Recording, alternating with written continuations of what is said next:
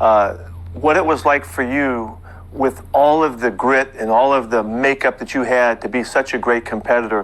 What was it like for you to play with people that weren't as gritty as you were? How did you deal with that? How did you set your expectations knowing that you were so far out there? And how did you deal with the players that you played with, knowing that they were still kind of somewhere on the spectrum, but you were on the top of it?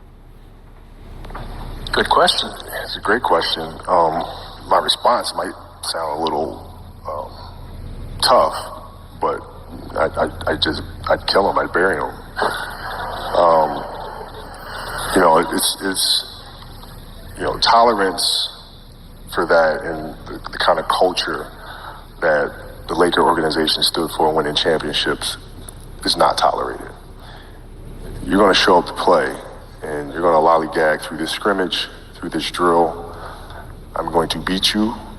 I'm going to let you know I beat you. I'm going to want you to reconsider your professional life choice.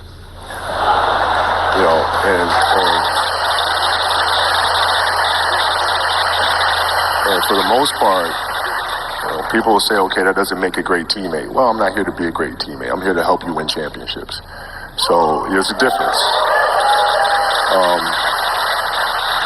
Fortunately for us and for me, we had an organization that, it was championships or nothing. And they were really good about identifying that and bringing players in here that had that competitive streak and, getting rid of the ones that did not. If I got to fight to get you in the gym, that's a problem. That's a problem. You want players that are gym rats, players that want to be in the gym, that want to work. And then from there, you build on top of that. But if you're lazy, man, I don't want to talk to you. I won't deal with you. You don't make me feel dumber.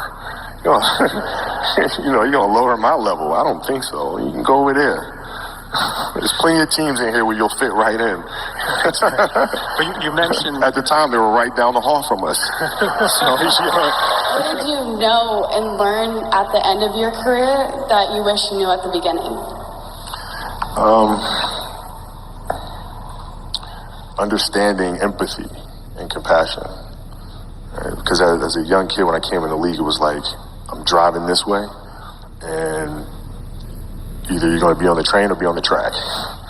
Right? Where there was no such thing as understanding that people have lives outside of the game, which apparently I did not. But if I understood that at an early age, it helps me as a leader to communicate better. I came to understand that later, and getting to know people on a personal level. What are their fears? What are their insecurities? Right? What are their dreams and ambitions, desires, those sorts of things? When you come to understand that about a person, then you can help them reach the best version of themselves. So I wish I'd known that earlier. And I was wondering if you've had to tone down your competitiveness and your approach in the new work environment. Yeah. More than a little bit. Yeah. No, like I said, basketball is different because it's such a direct competition. And what we do now, there isn't. The competitiveness that I bring to work every day is really helping people, in a sense, be competitive with themselves. Right? If you're animating something, or you're writing a screenplay, or you're composing a piece of music, is that the best you can do? Right? Don't ask me. Don't say, okay, do you approve? Don't ask me. I'm not the musician. I'm not the composer. You know. Right? So the competitiveness is more from an individual perspective. Is this the best you can do? And if the answer is yes, then off we go. So it's different. Mm-hmm. It's different. Off the court now, how do you inspire and foster that vision of greatness in a child? You talked a little bit about the stories you tell them. A mentality that's very different than what they see every day in social media and so on. I try to get my kids to see the beauty in the process. So when they got old enough, I used to take them with me to workouts.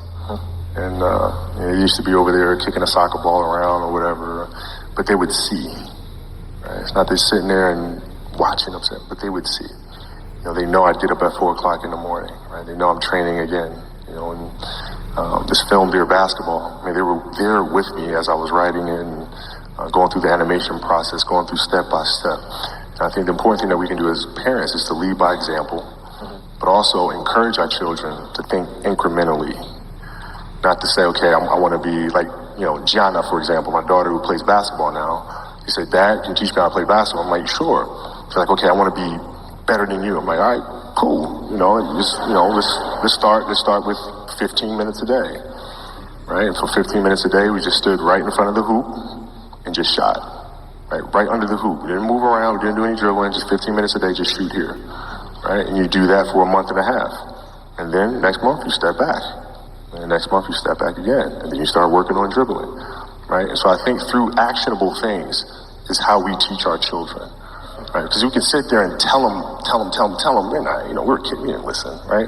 But through sports, you can teach them how to think things incrementally because that's the way they behave. And if it becomes a part of their process in sports, it'll become a part of their process in life as well. The greatest gift you can give somebody is your time, and you gave your time today into your mindset. I've always thought that you were one of the most fierce competitors in the history of any game. Today, I now know that you are the fiercest competitor, and you taught these young people that to be great, you have to welcome competition. It's something that is innate in all the great people, and no matter what field you're in.